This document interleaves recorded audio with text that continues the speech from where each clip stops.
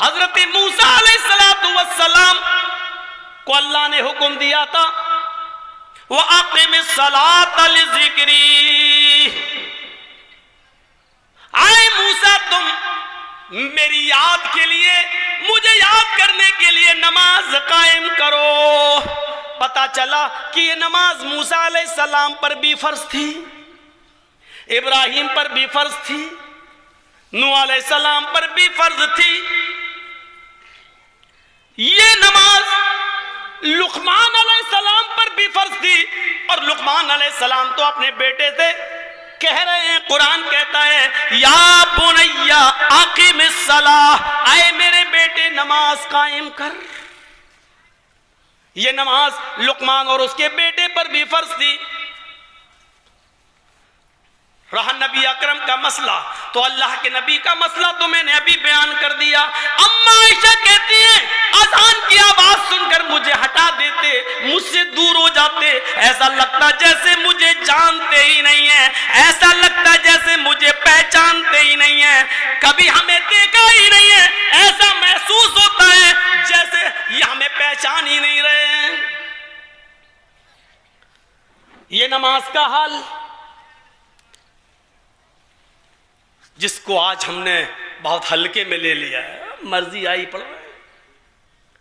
اگر نماز کے بارے میں صحیح جانکاری مل جائے تو اس سے آپ اندازہ لگا سکتے ہیں کہ بے نمازی کی معاشرے میں کیا حیثیت ہے۔ بے نمازی کے گھر کھانا کھانا جائز نہیں ہے،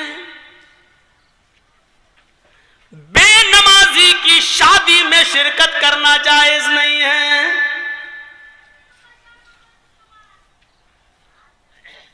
اگر کسی لڑکی کی شادی کسی بے نمازی سے ہو جائے تو اس لڑکی کا بے نمازی پتی کے ساتھ رہنا جائز نہیں ہے۔ سمجھائے، مانتا ہے تو ٹھیک ہے، نہیں مانتا تو الگ ہو جائے۔ سوال یہ ہے کہ وہ طلاق نہ دے تو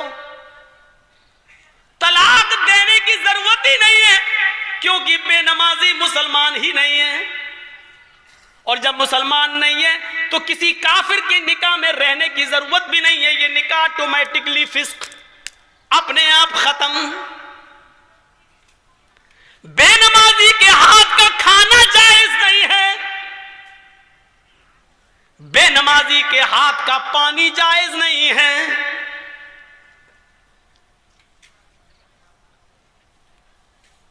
بے نمازی اگر مر جائے تو اس کی نماز جنازہ پڑھنا جائز نہیں ہے، بے نمازی اگر مر جائے تو اس کو مسلمانوں کے قبرستان میں دفن کرنا جائز نہیں ہے۔ کیا کیا بتاؤں؟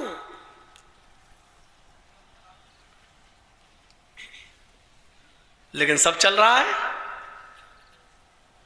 کتنا بڑا دل گردہ ہے آج، جس کی حیثیت یہ ہو اور شادی کے موقع پر ہم یہ نہ دیکھیں۔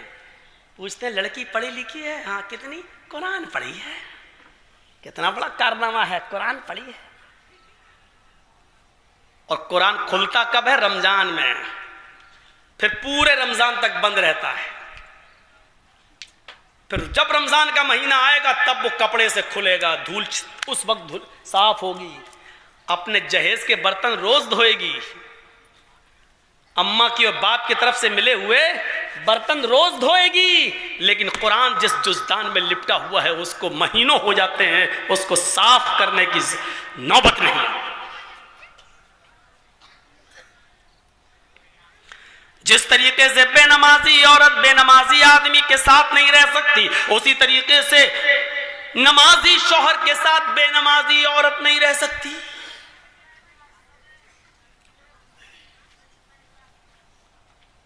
دیکھ رہے ہیں آپ، ان نبیوں پر بھی نماز فرض تھی۔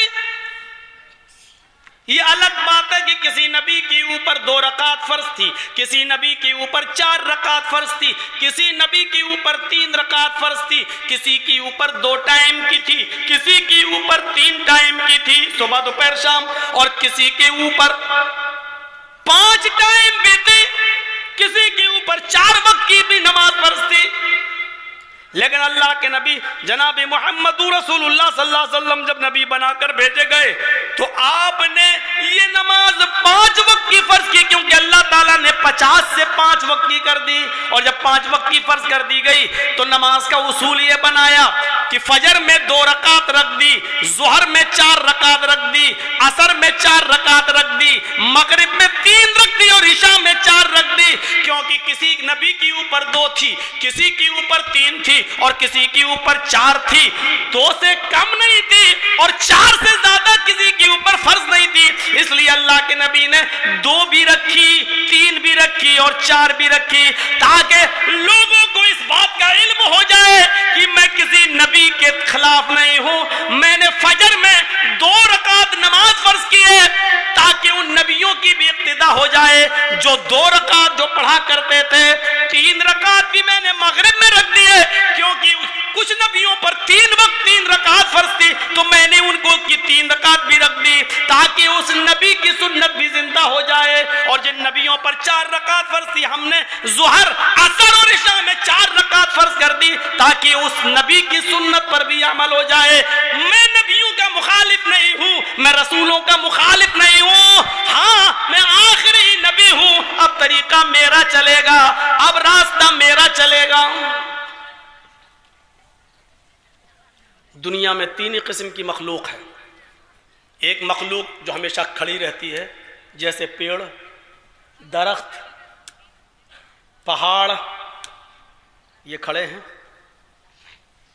کچھ مخلوق جھکی ہوئی ہوتی ہے جیسے بھینس، بکری، گائے، بھیڑ۔ آپ دیکھیے ہم لوگ جب ایسے رکوع میں چلے آئیں تو بالکل وہی شکل ہو جاتی ہے، اور کچھ مخلوق زمین سے چپکی ہوئی ہوتی ہے جیسے چھپکلی، چوہا،